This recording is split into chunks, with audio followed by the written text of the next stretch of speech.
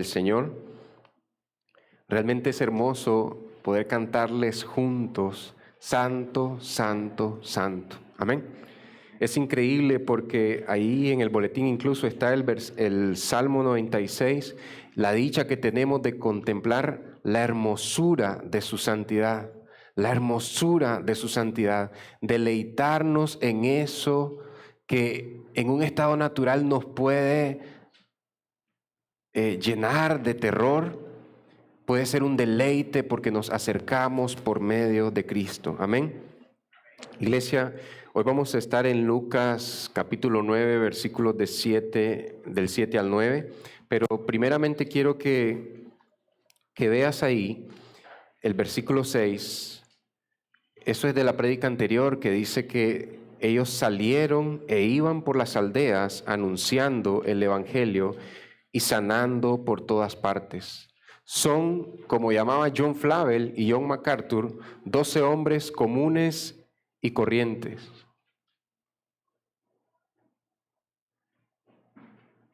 12 hombres comunes y corrientes.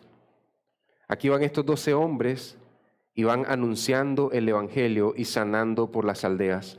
Algo que siempre nos ha sorprendido es que Jesús puede haber escogido a alguien como Gallo, el líder de la sinagoga, pudo haber escogido a alguien como Gamaliel, de los escribas que transcribían la palabra del Señor.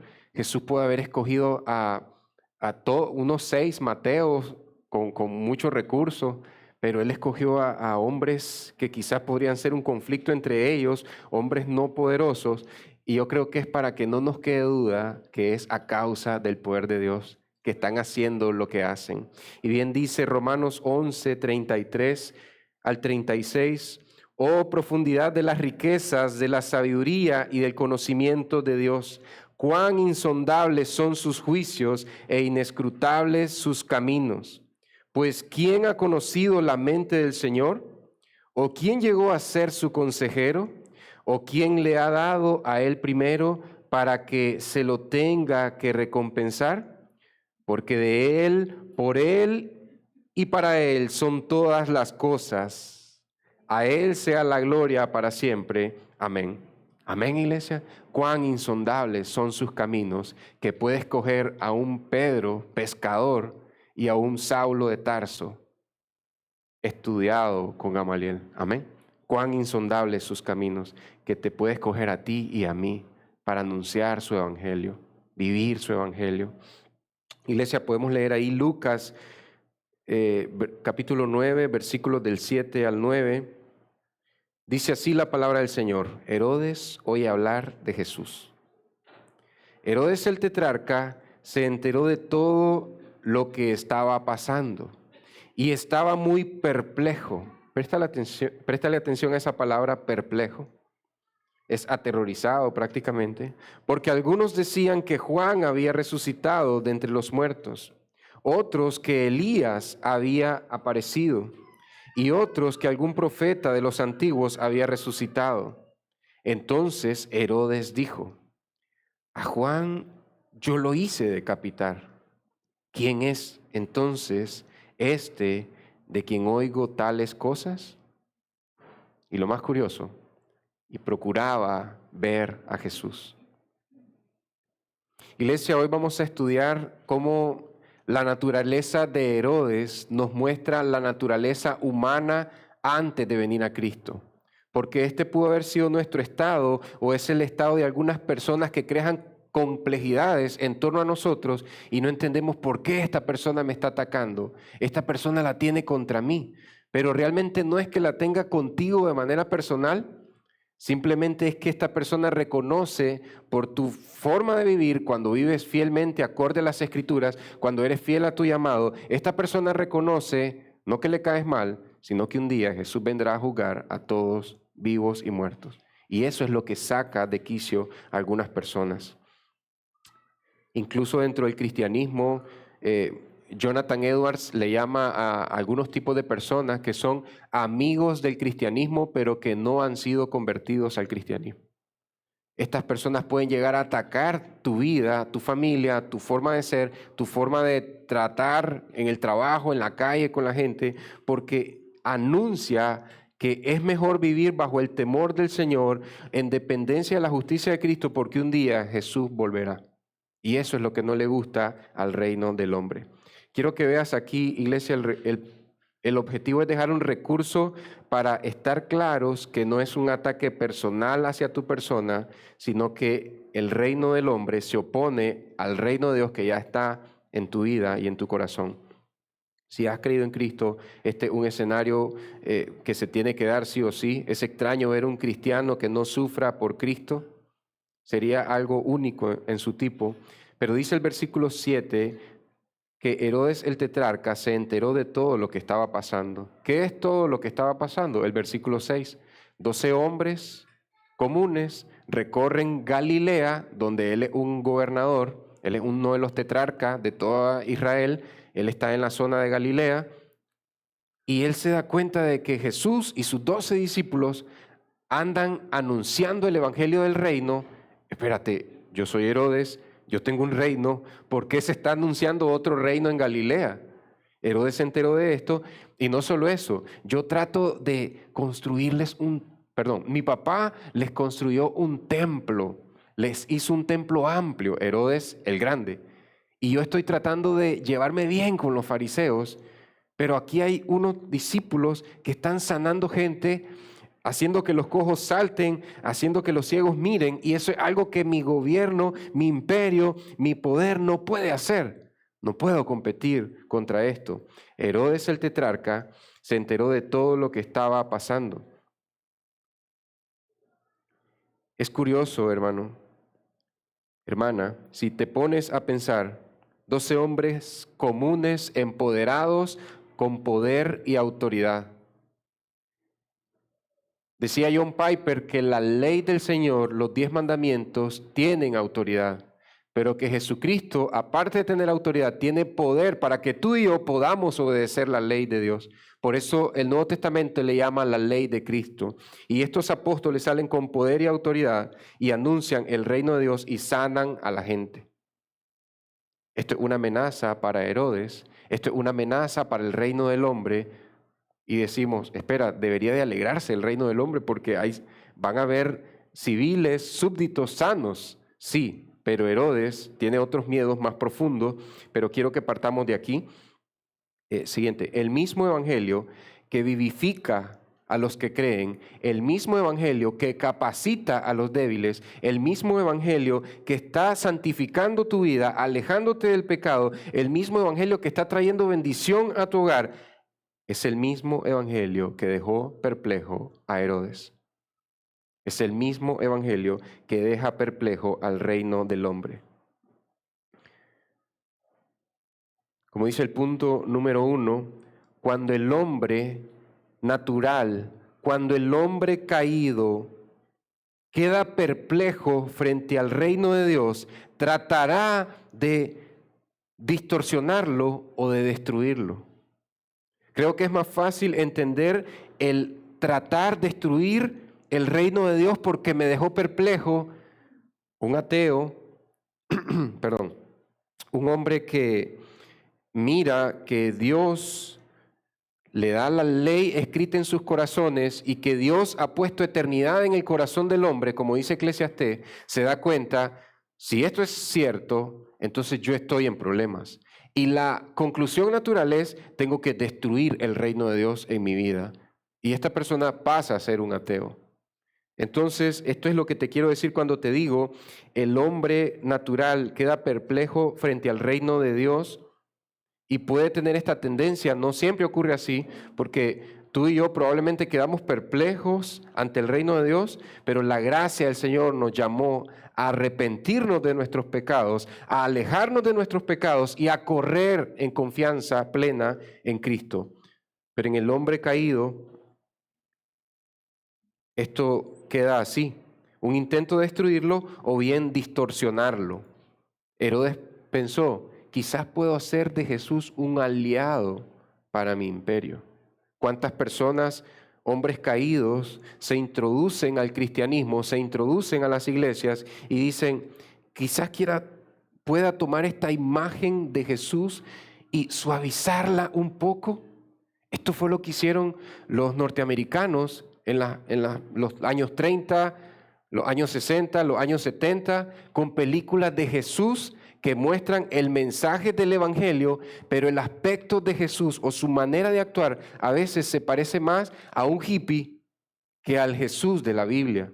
Incluso decía un predicador hace como 20 años, ya estoy cansado de esa imagen de un Jesús afeminado, un Jesús que tiene unos colochitos rubios como una niña de 6 años. Ya estoy cansado de esa imagen, dice. Y dice este hombre, tráiganme al Jesús del caballo blanco con su túnica en rojo que dice el verbo de Dios. Yo quiero a ese Jesús. Ahora lo cantábamos, iglesia. Sus ojos son como llamas de fuego. Su rostro resplandece más que el sol. Yo quiero a ese Jesús, dice, el Jesús del Apocalipsis. ¿Qué puede hacer que un predicador anhele a ese Cristo? ¿Qué puede hacer que un cristiano anhele a Cristo viviendo así? Y él decía, porque yo sé que Él puede ver la profundidad de mi corazón y de mi pecado y limpiarlo hasta la raíz. Ahora en el tiempo de peticiones, en el tiempo de oración, no sé si estuviste, pero una de las peticiones, creo que era 2 Timoteo 4:8, por ahí, del 6 al 8, decía a los que aman su venida. Los que aman su venida. ¿Quién es ese? La iglesia. Hombres y mujeres que anhelan el regreso de Cristo. Pablo, Timoteo, anhelan ver a Cristo regresar para ser ya libres del pecado. Hace poco murió un pastor, John MacArthur, y en algún momento, cuando él todavía estaba con más fuerza, le preguntaron, ¿qué es lo que más ansías de tu encuentro con Cristo cuando tengas que morir? Lo que yo espero, dice, ver en cuanto muera es ver que ya no estoy pecando contra Dios, dice. Yo quiero ver ya el fin de mis pecados, dice. Porque ya estoy cansado de tanto pecado, dice. En mi vida, en el mundo, ya estoy cansado del pecado, dice. Entonces, por eso Pablo le dice a Timoteo, los que anhelan la venida de nuestro Señor Jesucristo. Y este mismo Jesús, con ojos como llamas de fuego, haciendo una alusión a que puede ver lo profundo de nuestras almas, pecados que ni nosotros hemos visto, este Jesús que la iglesia espera para ser totalmente purificada, ¿sabes lo que decía la petición? Él traerá una corona de justicia. En el cristiano, la justicia de Cristo no se mira coronada, pero cuando Cristo regrese, el cristiano va a coronar. Y dice Juan, pero cuando lo veamos seremos semejantes a Él. Y lo veremos tal como Él es. Ya sin pecado nosotros podemos apreciarlo mejor a Cristo. Cuando Cristo regrese, la iglesia va a poder estar con la corona de justicia hasta arriba. Amén. Pero cuando Cristo regrese, aunque la iglesia quiera doblar sus rodillas, el mundo se verá forzado a doblar las rodillas. El mundo teme al Cristo del Apocalipsis, por eso es que el mundo se ha metido en la iglesia y a suavizar a Jesús con un hombre afeminado, con unos colochitos de una niña rubia de 6 años. Otro estilo de distorsionar el reino de Dios es vestir a Jesús con las túnicas judías que se empezaron a usar en el año 1000 después de Cristo hasta el año 1600 por el pueblo de Israel o los descendientes del pueblo de Israel. En la época medieval se empezaron a usar unos tipos de mantos blancos con celeste. Esto no está en la arqueología antes de Cristo. No está en la arqueología del primer siglo. Esto está del año 1000. La estrella de David está desde el año 1000 hasta en adelante. Entonces visten a Jesús en internet con mantos judíos, con las trencitas, y algunos dicen, este era el verdadero Jesús. Esas trencitas se empezaron a usar en la era medieval. Judíos usaban esos cositos de aquí en la era medieval. En los tiempos de Cristo eso no se usaba. Eso nos tiene que mostrar, o sea, hay un intento natural del hombre de tratar, este Jesús, voy a hacer un Jesús africano. Voy a hacer un Jesús negro, voy a hacer un Jesús chelios o azules, voy a hacer un Jesús europeo. Y cada quien quiere reinterpretar a Jesús, porque el hombre queda perplejo y trata de distorsionar, alterar, diluir el reino de Dios. Si avanzamos un poco, iglesia, Herodes Antipas, quiero que mires todos estos detalles y vas a poner atención, aunque va a ser información teológica, tal vez un poco complicada, pero si logras extraerle la esencia, esto te va a dar entendimiento que por qué el mundo funciona como funciona cuando tú más te acercas a Cristo. Herodes el tetrarca, Herodes Antipas, no lo confundan con su papá, Herodes el Grande, el que orquestó la matanza de los niños cuando Jesús era solo un bebé. Herodes Antipas era un edomita, es decir, descendiente de Edom. El imperio romano lo puso a él como gobernante en Galilea. Su papá fue gobernante en Judea, pero ya cuando viene Herodes Antipas es tetrarca. Solo una cuarta parte de Israel, solo eso él puede gobernar. Él usurpó el cetro de Judá. Él tomó el cetro que le correspondía a un descendiente del rey David, a un israelita. Él no es israelita. Los edomitas no son israelitas. Son descendientes de la línea de Esaú, uno de los hijos de Isaac. Tú sabes, Esaú era el mayor, Jacob era el menor. Y dice Dios en Malaquías capítulo 2, a Jacob amé y a Esaú aborrecí. Dios escogió al menor para que el mayor sirva al menor. Y antes de que digas, siempre nos cuestionan eso de que Dios toma a uno y rechaza al otro, ¿qué es lo que está haciendo ese simbolismo? Dios tiene dos hijos en Isaac, ¿verdad? El vientre de Rebeca, el mayor y el menor. El mayor va a servir al menor. ¿Qué pasa? Dios tiene dos hijos, Adán y el postrer Adán, que se nos presenta a nosotros, ¿verdad? El primer Adán, los hijos del primer Adán servirán al postrer Adán. Somos nosotros. Pasamos de ser hijos de Adán, bajo condenación y muerte, bajo rebelión, a pasar a ser hijos de Dios. Y ahora servimos, los hijos de Adán podemos servir al hijo menor de Dios. Si me entienden un poco, como que viera a Adán y a Jesús como dos hijos, el hijo mayor, toda la descendencia de Adán, sirviendo al hijo menor, Jesucristo. En cuanto a la historia, la cronología, porque el hijo es eterno. Esto es importante, ok. Entonces, este edomita conocía todos los juicios que habían en el antiguo, lo que nosotros conocemos como Antiguo Testamento, era la Biblia de los judíos. Cuando Jesús viene, esa era la Biblia, la revelación hasta ahí la tenían ellos. Y entonces los edomitas sabían de estas cosas. Mira, hay juicios contra los edomitas, hay juicios contra Edom. Y no solo eso, hay un anuncio de un Mesías de los judíos. Quiero que veas algo, sé que será un poco complicado, pero también lo tiene en tu boletín. En Génesis 1, en el principio Dios creó los cielos y la tierra. En Génesis 1, versículo 25, la palabra para tierra dice Adamá. Estoy simplificando, hermanos. Adamá, como Adán y le agregas una A. Adamá. Ok. La Biblia te dice en Génesis 2, versículo 7, que Dios tomó polvo de la tierra, de la Adamá, para hacer al hombre, para hacer al Adán.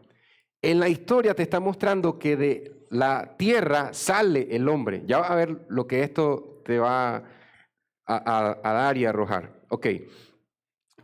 En el idioma hebreo, en la escritura hebrea, ellos sí dicen, si esta sustancia genera esta otra sustancia, entonces vamos a ocupar la raíz de esta palabra. Agarran la raíz de la palabra para tierra, digamos en español, la A, la D y la M, Adamá, agarran esas tres palabras y dice, y de aquí sale Adán, porque Dios sacó a Adán del polvo de la Adamá.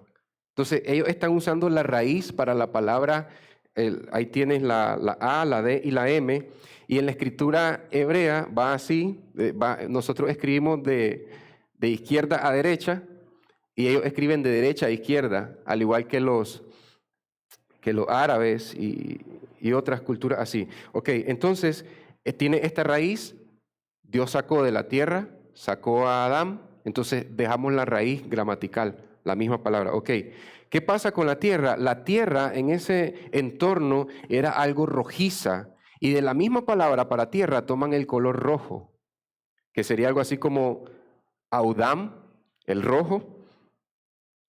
Y es curioso aquí una historia, si adelantas más las páginas en Génesis 25:30, vas a ver cómo esto se conecta con Herodes y el intento natural del hombre de venir contra el cristianismo, contra la fe verdadera.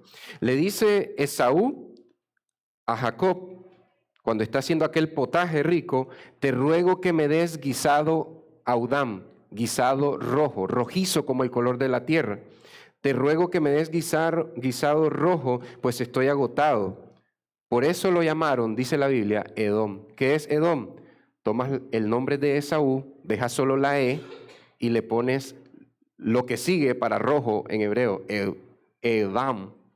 Entonces, ¿qué es lo que pasa? En la fonética hebrea, la palabra Adam, humanidad, hombre, humanidad, se asemeja a la pronunciación de Edam. Suena muy similar, pero en teología del Antiguo Testamento es porque Edom vivía priorizando el beneficio temporal sin importar el beneficio futuro. Y ese fue el problema de Eva. Eva vio, codició y tomó. Adán también hizo lo mismo. Y él el responsable, porque era el sacerdote, el hombre puesto ahí en el paraíso, y Dios habla con él. Priorizaste el fruto en vez de comer lo que yo te dije. No esperaste a obedecerme, no te guardaste. Edom también hace esto de cambio en mi primogenitura, las bendiciones futuras, por este plato rojo. Entonces, en la Biblia, Adán y Edom se vuelven como sinónimos. Si todo se te olvida, recuerda esto. Adán y Edom son similitudes, similares fonéticamente hablando, pero también teológicamente hablando, te hablan de lo mismo. La humanidad, en su estado natural y caído, es como edomitas, que viven, o digamos ahora humanistas, que viven en el hedonismo, priorizar el placer momentáneo, el placer de ahora. Como dicen algunos pastores falsos, el reino aquí y ahora. Ok, entonces adelantamos un poco en Génesis, ya vamos a terminar esta parte, iglesia, pero esto va a servir para darte profundidad al texto.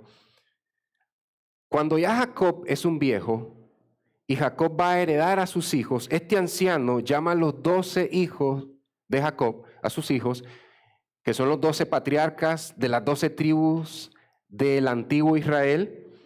Cuando él pasa por Judá, en Génesis 49:10, él dice, el cetro, esta es una profecía para la tribu de Judá y su linaje davídico, del rey David. El cetro no se apartará de Judá, ni la vara de gobernante de entre sus pies. O sea, no deberá, no pausará, no cesará de haber un hijo de Judá que tenga el cetro de rey, hasta que venga Silo. Y a él, a este Silo, sea dada la obediencia de los pueblos. La palabra de Silo no se refiere al lugar donde Josué erigió el tabernáculo de Moisés. En ese mismo lugar, 400 años después, en Silo, el arca es robada por los filisteos cuando estaba Samuel joven. No se refiere a ese lugar. Silo, la palabra referenciada aquí en el idioma hebreo, en la Biblia hebrea, se refiere a una contracción, como cuando nosotros resumimos palabras. A veces en vez de escribir por qué, dices PQ en un mensaje, por qué, o pone una X. Eso es una contracción de una palabra. Entonces ellos escribían Silo para decir aquel a quien pertenece. Pero también era un epíteto, una característica para referirse al Mesías. El Mesías es Silo. ¿Qué es Silo? Quietud, trae paz. Ok, entonces la profecía de Jacob dice así, el cetro no se apartará de Judá, en Nueva Traducción Viviente lo lees más fácil, el cetro no se apartará de Judá hasta que venga aquel a quien le pertenece, hasta que venga el dueño del cetro, es el Mesías. Ahora te imaginas a Herodes diciéndole a su hijo, Herodes Antipa, nosotros tenemos el cetro de Judá, y eso significa que ya viene el dueño. Así que, hijo, tenemos que ser agresivos. Por eso yo maté bebés cuando era un bebé o cuando ya era un niño adolescente o no sé qué edad tenía Herodes Antipa, porque esto es serio. Si el cetro ya cayó en manos de gente que no es judía, es porque ya viene el Cristo. Esto es lo que dice la profecía. Pero si esto, yo sé que es un poco cansado, pero presta atención. Este es el intento del hombre. Pero esto anuncia que ya Cristo está por venir en este tiempo y para Herodes Antipas esto es una realidad, como lo fue para su papá. Herodes el Grande no pudo, cuando era gobernante, digamos, de toda Jerusalén, no pudo contra Jesús, el Cristo, siendo solo un bebé. Menos que pueda su hijo cuando ya el Cristo es un adulto. Pero mira la profecía de Amós 9, 11 y 12. Esto es casi 700 años antes de Cristo.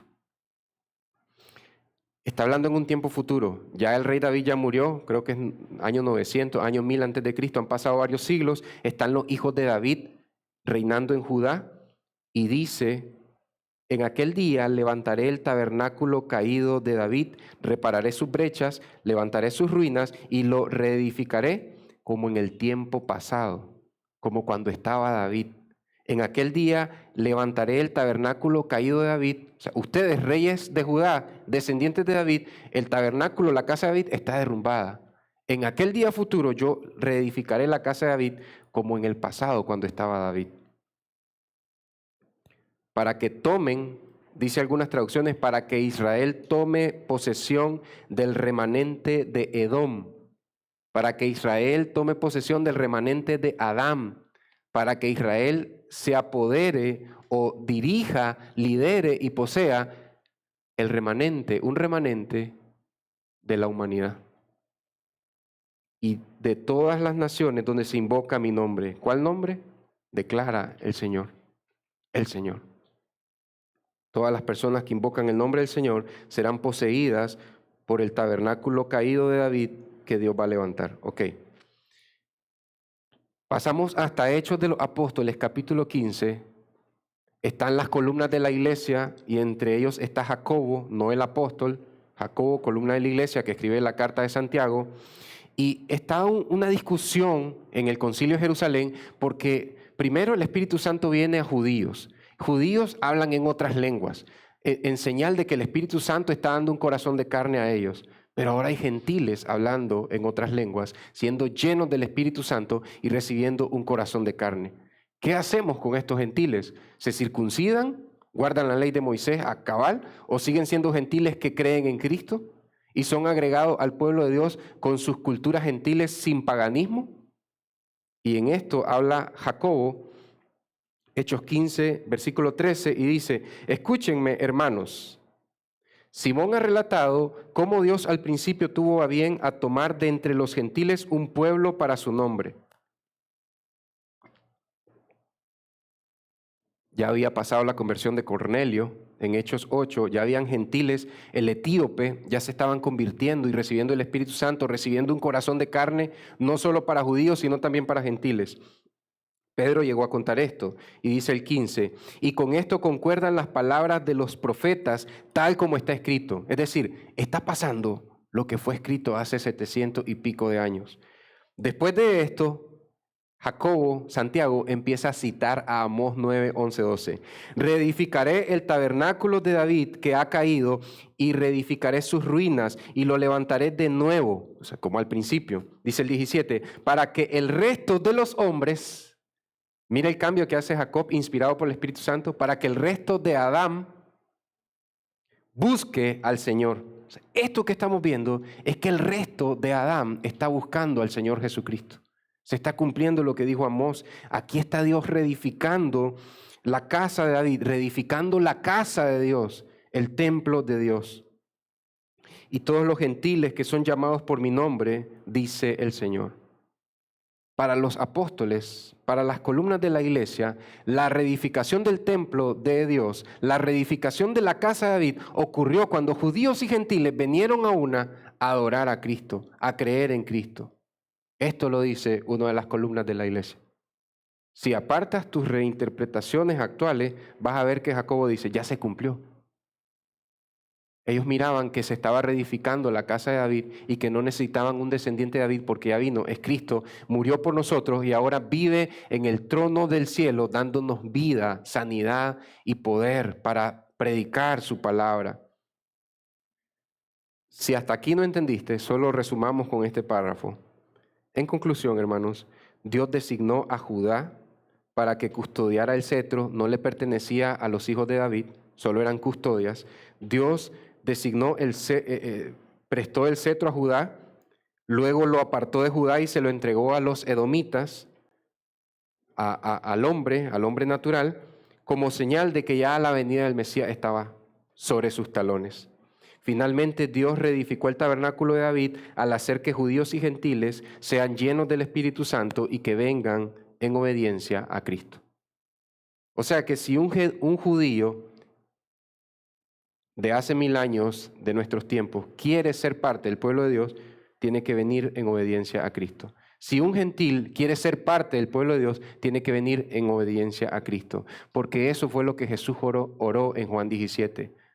Padre, para que estos dos sean uno, un solo rebaño. Juan 10, tengo estas ovejas de la casa perdida de Israel, pero tengo otras ovejas de otro rebaño y ellos serán un solo rebaño, judíos y gentiles. El Padre respondió la oración y lo hizo realidad. Pero esto es lo que amenazaba a Herodes y su carnalidad, su sensualidad, todo su desenfreno de querer vivir en el yo. No te pudiera contar todas las atrocidades que los libros de historia tienen escritas sobre el papá de Herodes. Herodes el Grande era un hombre fatal, con adultos, con niños. Era una barbarie lo que este hombre cometía. Y su hijo tuvo que haber andado por ahí. Pero mira el punto número 2.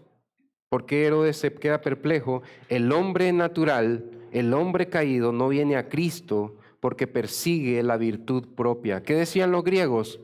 No voy a ir a ese Cristo del apóstol Pablo porque yo puedo encontrar la virtud en mí mismo si me vuelvo más sabio. ¿Qué es lo que dice hoy en día la psicología? La maldad está fuera de ti. Tuviste un papá borracho, tuviste una vida difícil, una infancia de mucha pobreza y el bien está en ti. Tú puedes mejorarte a ti mismo. El hombre no viene a Cristo porque persigue la virtud propia y vive para sí mismo. No puedes morir al yo porque tienes que vivir para ti. Tienes que perseguir tus anhelos, cumple tus metas, cumple tus propósitos. Y si Cristo se interpone, aléjate de Él. Eso es lo que el mundo dice hoy en día. Pero es que no me quiero alejar. Entonces, crea una imagen más suave de Cristo que pueda alcanzarte en la bolsa de la camisa y que pueda llevar donde tú quieras y ponerla donde tú quieras. Porque el hombre no viene a Cristo mientras persiga la virtud propia. Iglesia, hay una vocecita que nos dice a veces, aun cuando creemos que Cristo murió por nuestros pecados, todavía hay algo bueno en mí. Todavía hay algo bueno en mí. O sea, esto de mí vale la pena preservar, porque tengo estas cosas en Cristo, pero esto me ha ayudado todo el tiempo que no era cristiano y voy a seguir con esta manera de hacer las cosas. No persigas tu propia virtud. Cristo tiene virtudes inagotables para ti y para mí. Herodes estaba perplejo y confundido por 3 rumores que se escuchaban en Galilea. Recuerda, en estos momentos los apóstoles están sanando personas, están proclamando el evangelio, hay sanidad. Ahora un cojo que dependía de las limosnas, ahora puede empujar una carreta, un carretón. Hay movimiento económico y esto llega a los oídos de Herodes. ¿Y qué es lo que dice la gente? ¿De dónde está habiendo tanta sanidad? ¿Por qué la gente es más pacífica? ¿Por qué ya hay menos revueltas en Galilea? Bueno, algunos dicen que Juan ha resucitado de entre los muertos. Lucas te dice que Herodes escuchó este rumor, pero Marcos 6:16, creo que es 6:16, te dice, Herodes dijo, esto es que Juan ha resucitado entre los muertos. O sea, que él también pensaba lo mismo que pensaba la gente. Pero mira cómo dice de Elías, Elías había aparecido. La gente pensaba, eso es que Elías apareció. No dice resucitado, porque en 2 de Reyes 2 dice que descendió un carruaje de fuego y en un torbellino Elías subió a los cielos. No murió. Entonces por eso dice reapareció, no dice resucitó. O algún profeta de los que sí murió había resucitado. ¿Por qué te dice este detalle de Elías? Porque tú tienes que ver la credibilidad que había en el pueblo de Israel en el primer siglo con la escritura del Antiguo Testamento, que es la Biblia que tú tienes aquí.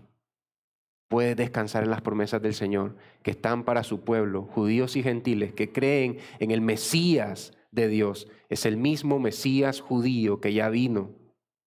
Volverá, sí, pero como cantábamos ahora, y vamos a decir santo, santo, sus llamas como fuego, y ve mi pecado, lo calcinó y me apartó de él por completo, y ahora me puedo gozar en el Cordero.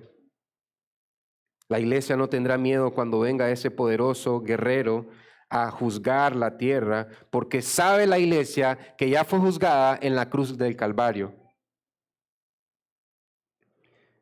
Ahora, piensa bien en esto. Herodes el Grande mató a miles y miles y miles de bebés, pero no impidió que el Cristo, el ungido de Dios, naciera, creciera y se hiciera hombre. Luego su hijo decapitó a Juan el Bautista, el que preparaba el camino del Señor. Sin embargo, aún así, Jesús está confiriendo poder y autoridad a sus discípulos para que proclamen el reino de Dios y traigan sanidad a la gente. Por eso, dice la Biblia, hermanos, Herodes estaba perplejo. ¿Entiendes por qué Herodes mandó a matar niños? Por la profecía de Amós, por la profecía de Jacob. Herodes dice, cuando venga, si ya tenemos el cetro, ya está por acabarse la música, ya está por acabarse la fiesta. Tenemos que ser agresivos para que el Cristo no venga, porque no quiero dar el cetro. Pero esa es una lucha también en el hombre natural. Ya está Cristo entre las naciones, en Europa, en América, en África, pero yo quiero matar la imagen de Cristo porque yo no quiero entregar el cetro de mi vida. Eso es lo que piensan muchas personas en todos los continentes del mundo.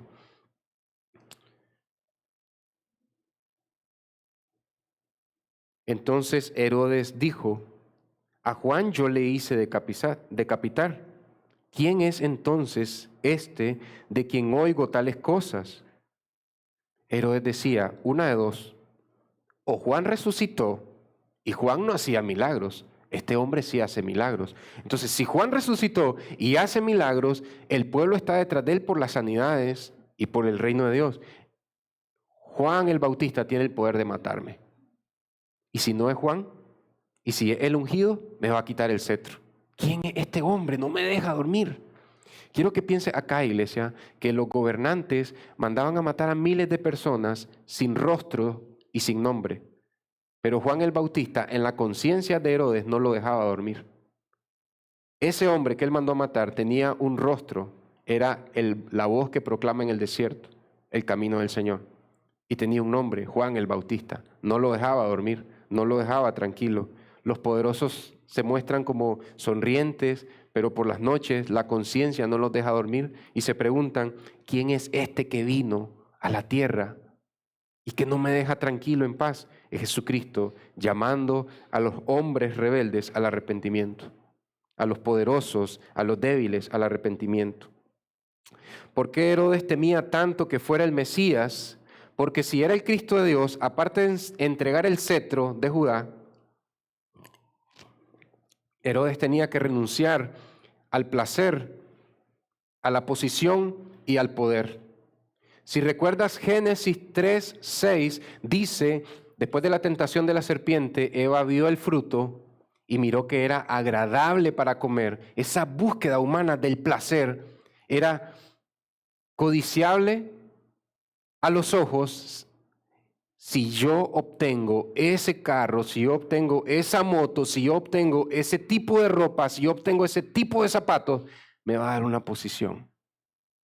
Eva miró el fruto y lo vio que era codiciable para alcanzar sabiduría. Era codiciable a la vista. Si yo soy una mujer que come ese fruto que Dios prohibió, yo voy a tener una posición.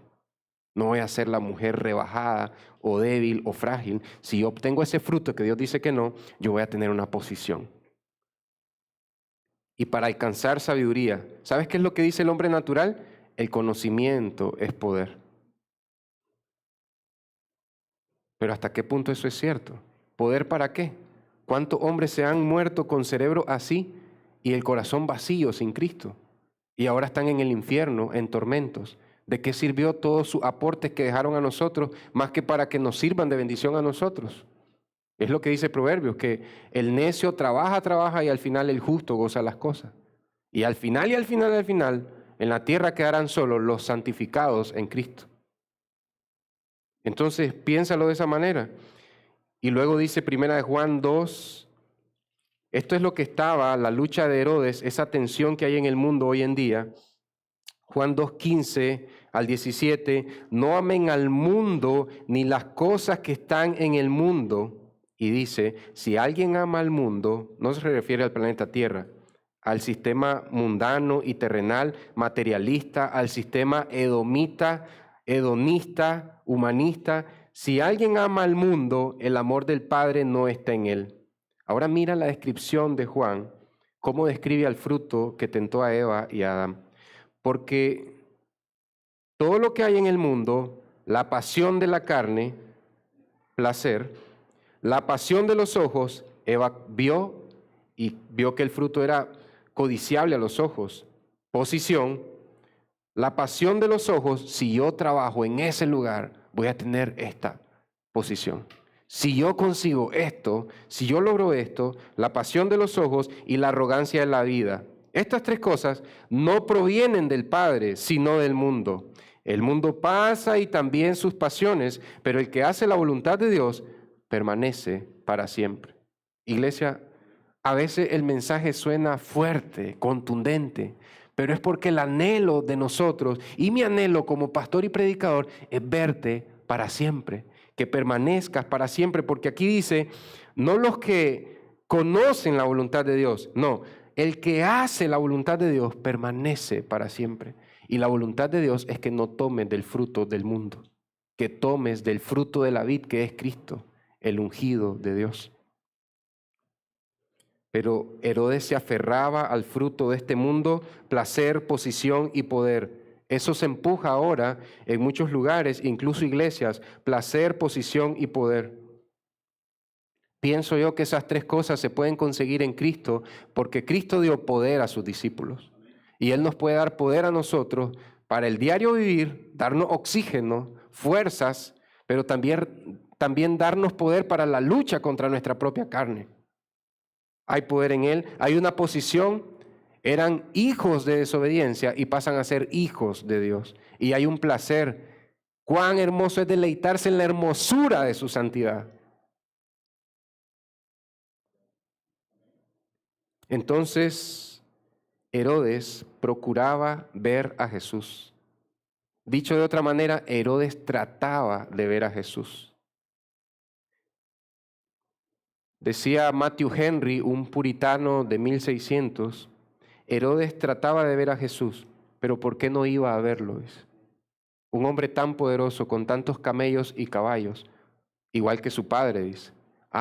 ¿Qué pasa con Herodes el Grande? Él le dijo a los sabios de Oriente, vayan a ver al niño a Belén, y cuando lo encuentren, me dicen dónde está, para yo también ir y adorarlo.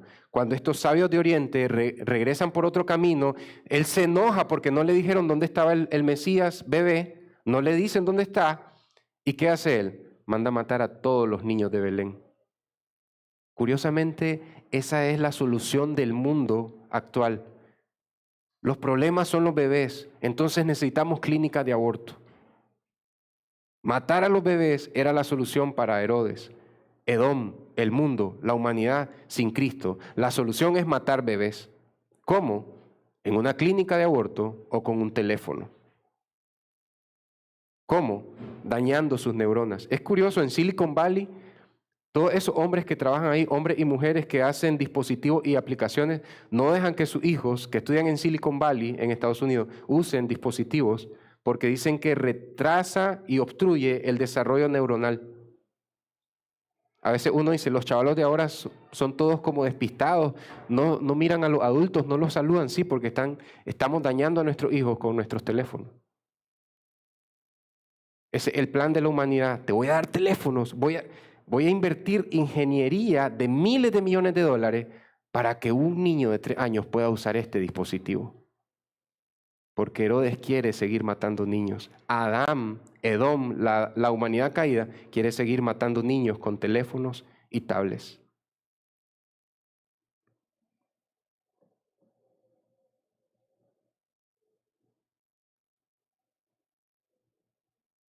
Entonces, como preguntaba Matthew Henry, si Herodes trataba de ver a Jesús, ¿por qué no lo fue a ver?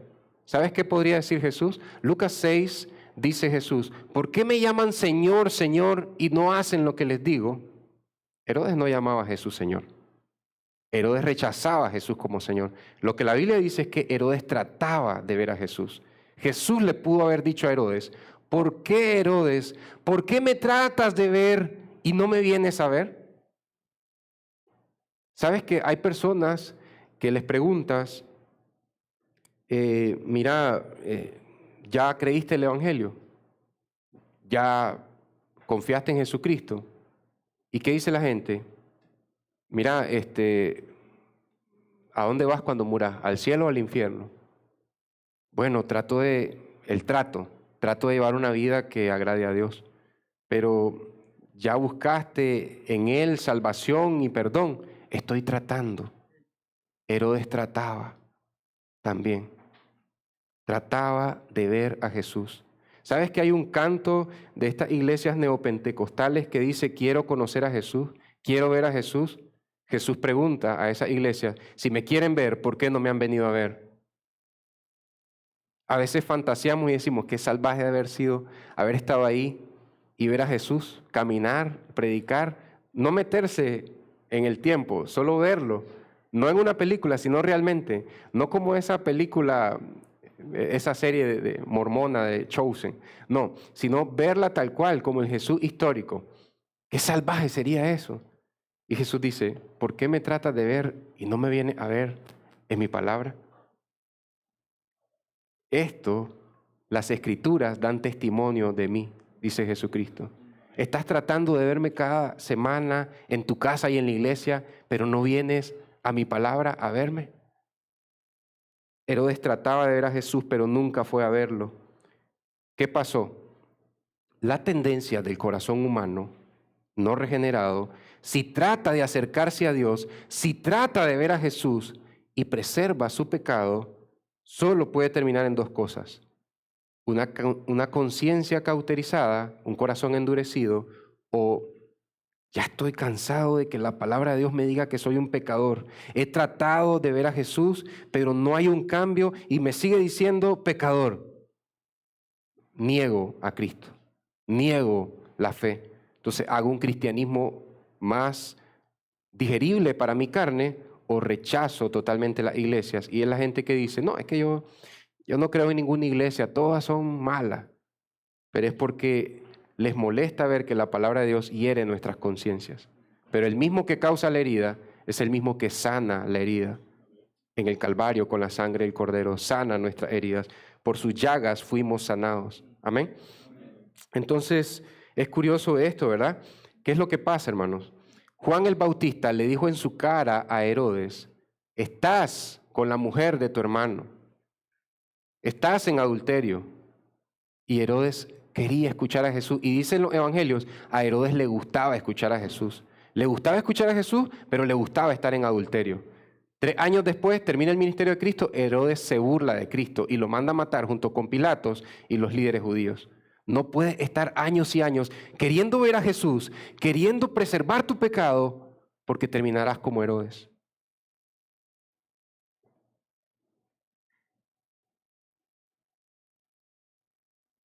Es curioso cómo, creo que es Lucas o Mateo que dice, Herodes había tomado la mujer de su hermano. La Biblia no dice, es que ahora es la esposa de Herodes. No, la Biblia te dice, era la esposa de su hermano y él se la robó. Está en adulterio. Igual le dice, está en adulterio, pero Herodes trataba de ver a Jesús. Tengo mi adulterio, pero trato de ver a Jesús.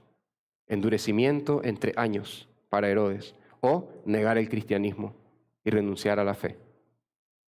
No podemos estar en esa tensión, hermano, con ningún pecado. Todo lo que dice Gálatas 5 de las obras de la carne, no podemos estar en esas obras de la carne. Creo que Gálatas 5, desde el 19, están las obras de la carne, por ahí. Entonces, no podemos estar en estas obras de la carne y tratando de ver a Jesús. Eso es lo que tratan muchos líderes en muchas iglesias y empujar a muchas personas, pero ¿qué es lo que pasa? Endurecimiento o rechazar la fe. Ahora, quiero que mires unos patrones en Herodes.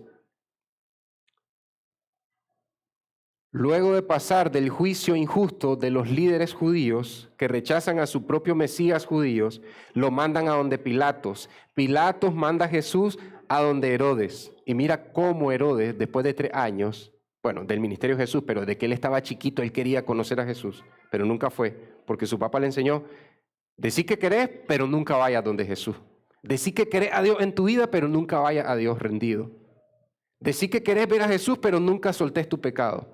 Nunca renuncies a tu pecado. Porque si vos dejas aquí tu pecado a Jesús, eso es arrepentimiento. Y cuando vas hacia Jesús dejando aquí tu pecado, eso se llama fe. Solo decí que querés ver a Jesús, pero no renuncies a tus pecados. Entonces, mira Lucas 23, 8, 9. Herodes, los judíos juzgaron a Jesús, se lo dieron a Pilatos y Pilatos te envía a Jesús. ¿Qué? Jesús está aquí. ¡Qué alegre! Dice Lucas 23, 8, al ver a Jesús, Herodes se alegró en gran manera. 1, alegrarse en gran manera. 3 años en sus pecados, no solo ese pecado adulterio, un montón de pecados horribles que cuenta Flavio Josefo y libros de historia. Herodes 3 años, o desde que era un niño, en sus pecados y rebeliones contra Dios, se alegró en gran manera al ver a Jesús. Hacía mucho tiempo que lo quería ver. Otra vez, trataba de ver a Jesús. Toda su vida. ¿Cuántos años pudo haber tenido Herodes? 50, 40 años. Toda mi vida tratando de ver a Jesús y aquí está Jesús. Quería ver a Jesús por lo que había oído hablar de él. 3 años escuchando de Jesús. Estaba muy alegre. 4, esperaba ver alguna señal. Yo espero ver la obra de Jesús actuando cerca de mí. Lo interrogó extensamente, preguntándole y preguntándole. Y Jesús, bien los ponen en las películas, como en la de Mel Gibson, ni una palabra, silencio. Habló con los fariseos, habló con los soldados, habló con todo el mundo, con las mujeres que lloraban en la crucifixión, pero no le dijo ni una palabra a Herodes. Esto siempre me estremece, iglesia, porque dice Malaquías y dice Romanos, a Jacob amé y a Esaú aborrecí.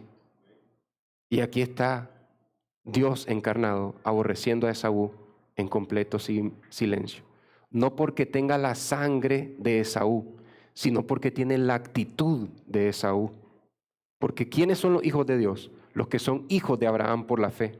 No por voluntad de carne, ni de sangre, ni voluntad de varón, sino por la voluntad de Dios. Juan 1, del 11 al 12, del 11 al 13. Estos son los hijos de Dios. ¿Qué dice Romanos? ¿Qué dice Gálatas? ¿Qué dice Hebreos? Son hijos de Abraham los que creen en Jesús.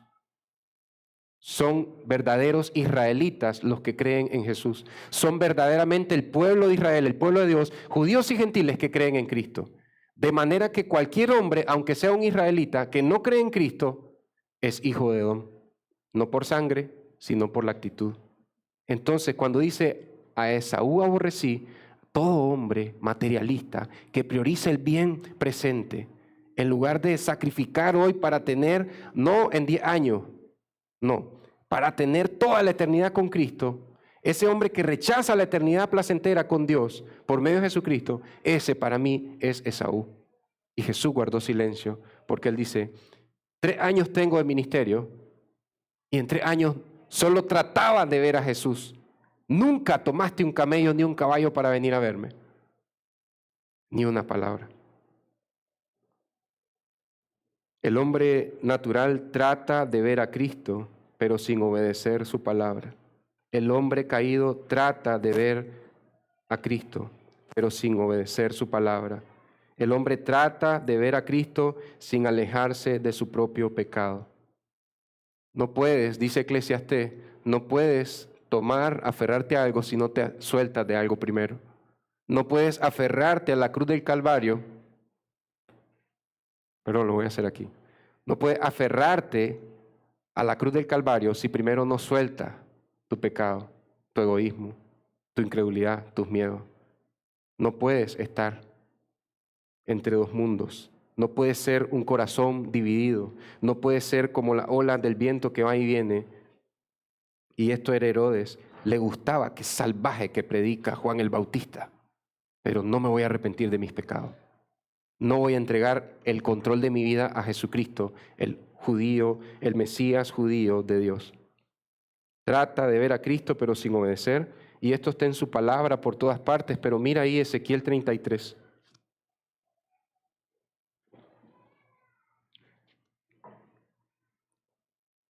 Ezequiel para este tiempo ya andaba por sus 40 años y venían los ancianos de Israel para escuchar las profecías de Ezequiel. Y dice el Señor a Ezequiel: pero en cuanto a ti, hijo de hombre, los hijos de tu pueblo hablan de ti junto a los muros. No están criticando a Ezequiel, no están murmurando. Y en las entradas de las casas hablan el uno al otro. Están hablando bien de Ezequiel.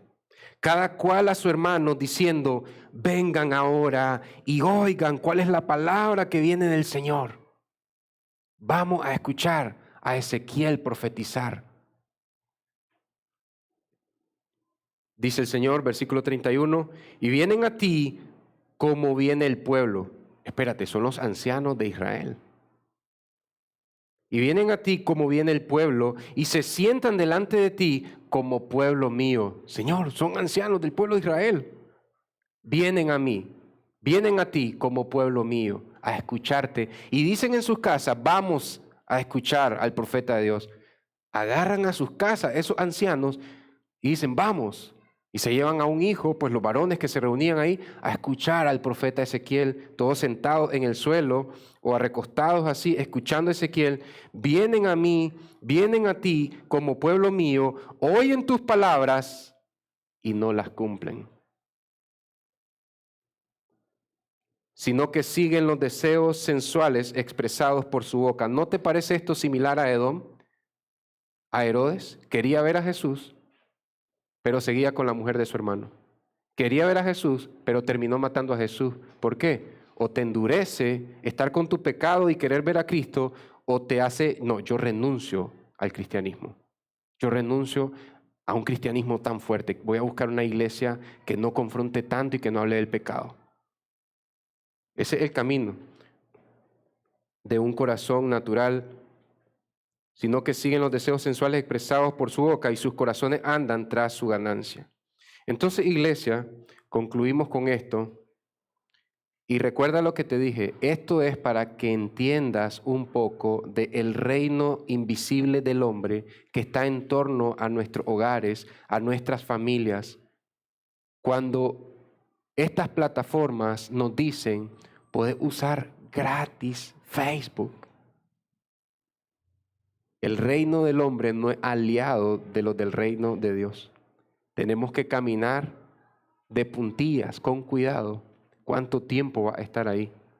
Porque después de un tiempo ya no querrás leer tu Biblia por estar en los dispositivos o en la pantalla de tu televisor. Porque todo está diseñado, cada vez las pantallas de los teléfonos son más grandes. Creo que bien estábamos así con el teléfono cuando era solo para ver los números. El objetivo es que sea tan grande la pantalla que no se te canse tanto la vista y que la pantalla te envuelva para que no te vayas a hacer otra cosa. Por eso los televisores con las pantallitas aquellas de vidrio de 20 pulgadas, estaba la mamá lampaseando y el hombre barriendo el patio, no se mira desde aquí. Entonces, la gente seguía haciendo sus cosas, pero ahora ya no puede estar uno, está con la escoba y se queda. Por el tamaño de la pantalla, el mundo no solo está queriendo distraerte de tus quehaceres y tus responsabilidades. Después de haber pasado con una pantalla tanto tiempo distraído para no hacer tu oficio, ya no tienes deseo. Perdón, aunque tengas el deseo de querer ver a Jesús, no vendrás a la palabra a ver a Jesús. ¿Me quieres ver en una máquina del tiempo cómo era yo sin mis colochos de niña de 6 años? ¿Me quieres ver? Léeme en mi palabra y mira cómo viví mi vida y cómo quiero que vivas tu vida. Entonces, conozcamos el mundo. Esa gente que nos ataca son como hijos de Edom, que atacan a los que llevan a Cristo en sus corazones, aunque se digan llamar cristianos. Miraba con don José en la preparación de esta prédica, Isaías 66, versículo 5.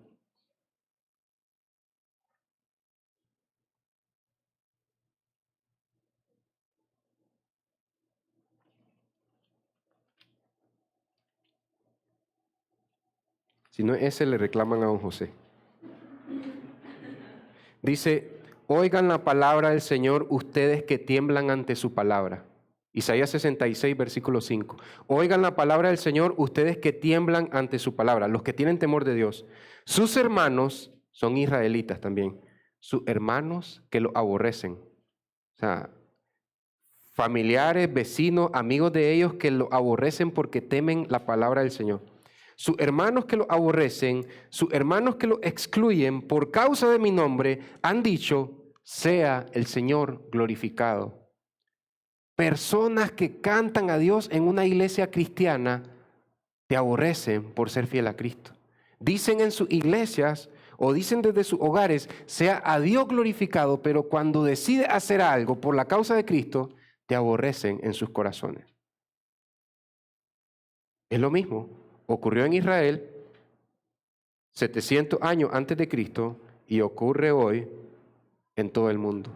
Cristianos atacando a cristianos porque son fieles y los confunden con fanáticos. Aunque tengan la misma letra inicial, F de fiel y fanático, no es lo mismo. Entonces, iglesia, el aliento está aquí para nosotros. Dios nos llama a contemplar su santidad. Y esto es lo que Herodes no podía hacer. Si Herodes hubiera visto la santidad de Dios, la majestad de Dios, la gloria de Dios en Cristo, Herodes deja el cetro tirado. Jesús, toma vos, yo no puedo hacer esto. Gobernaba en Galilea. Pero el hombre llega a quedar perplejo ante la persona de Cristo. Y aunque trate de ver a Cristo, va a manifestar un rechazo o va a fingir reverencia. Como cuando dice el Señor, ¿por qué me llaman Señor y no me obedecen? ¿Por qué me dicen Señor Jesucristo y no viven como yo digo? Entonces, una reverencia fingida. Este es el hombre natural que da perplejo ante la persona de Cristo, finge obediencia o rechaza a Cristo. Pero mira el llamado para nosotros. Dios nos llama a contemplar su santidad, ver y abandonar nuestro pecado, confiar en Cristo y permanecer en su palabra. ¿Sabes qué es lo que dicen ahora? Contemplás la santidad de Dios, mirás tu pecado y te aferrás del amor de Dios. Trata de poner esa predicación en los 4 evangelios y en Hechos de los Apóstoles. Jesús, Juan el Bautista, ¿qué hacemos? Pedro, Pablo, ¿qué haremos? Arrepiéntanse y crean. Dios es santo, tú eres un pecador, abandona tu pecado, corre en confianza a Cristo. ¿Qué dicen ahora? ¿Ya te diste cuenta que sos pecador? Abraza el amor de Dios. ¿A dónde está eso en la Biblia? Jesucristo dijo, arrepiéntanse y crean porque el reino de Dios ha llegado, y hasta que se arrepintieron y creyeron, Pedro y Mateo, Jesús les dijo, permanezcan en mi amor. Amén. Pablo predicó en Éfeso y hasta que se arrepintieron de sus pecados, le dijo a Éfeso, iglesia de Éfeso, Efesios, quiero que puedan comprender cuán grande, cuán ancho, cuán alto, cuán profundo es el amor de Dios, porque ustedes ya se arrepintieron y creyeron en Él. Está implícito. Entonces Dios nos llama a contemplar su santidad, ver para abandonar nuestro pecado, confiar en Cristo y permanecer en su palabra y en su amor. Amén. Oremos. Gracias, Señor, por tu palabra, Señor. Pienso que arroja un poco de luz, aunque es un tema quizás difícil de profundizar, pero podemos ver el reino del hombre en el siglo XXI queriendo destruir a nuestros niños, queriendo hacer que perdamos nuestra atención, Señor. Hoy en día, para niños y adultos, videos de menos de 20 minutos, el hombre sale a la calle y no sabe prestar atención a nada, Señor. Y menos poder contemplar y meditar la hermosura de tu santidad en una meditación de media hora, 1 hora en nuestras casas, Señor. En la madrugada, en la noche. Estamos atrofiados en cuanto a prestar atención porque estamos sobreestimulados por este siglo XXI en el reino del hombre, Señor. Pero reconocemos que el reino de Dios ha llegado a nuestras vidas y queremos correr hacia Cristo, despojándonos de todo peso que nos impida correr y también del pecado, Señor. Hay cosas que nos están alejando de Cristo y no son pecados, Señor. Tener Facebook no es pecado, Señor, pero a veces es un peso que nos impide correr la carrera de la fe, Señor. Que seamos rápidos para decir, renuncio a esto por este día, por esta semana, por este mes, por este momento, porque quiero a Cristo. Y que no nos quedemos, Señor, solo en querer a Cristo, sino en también venir a Cristo. Porque Herodes quería ver a Jesús, trataba, pero nunca tomó un caballo para ir a ver a Jesús, Señor. Queremos venir a Cristo. Queremos despojarnos de todo aquel peso y pecado para aferrarnos a Cristo. Queremos seguirlo y servirlo por medio de tu palabra, Señor. Conocer al Cristo de las Escrituras y no al Cristo de las películas, no al Cristo de la mitología cristiana. Ayúdanos, Señor. No solo queremos conocer verdaderamente a Cristo, queremos, Señor, te rogamos que tú nos conozcas profundamente por medio de tu Hijo Jesucristo. Míranos a través de la santidad de tu Hijo. Míranos a través de la vida de tu Hijo, Señor, para que puedas decir que somos tus hijos amados también, Señor. Ayúdanos, Señor, para vivir más en el reino de Dios y no tomar personal cuando el reino del hombre nos ataque, sino tener compasión por esos edomitas o hedonistas, Señor, que se aman demasiado, aunque estén bajo el manto cristiano, Señor. Queremos vivir para ti sin atacar a la gente, sin autojusticia, Señor. Queremos vivir con la justicia de Cristo, con la compasión de Cristo y amar a todos los hombres a que vengan a Cristo. En el nombre de Jesús, amén. Amén, iglesia. Son muy amados. Que el Señor los bendiga.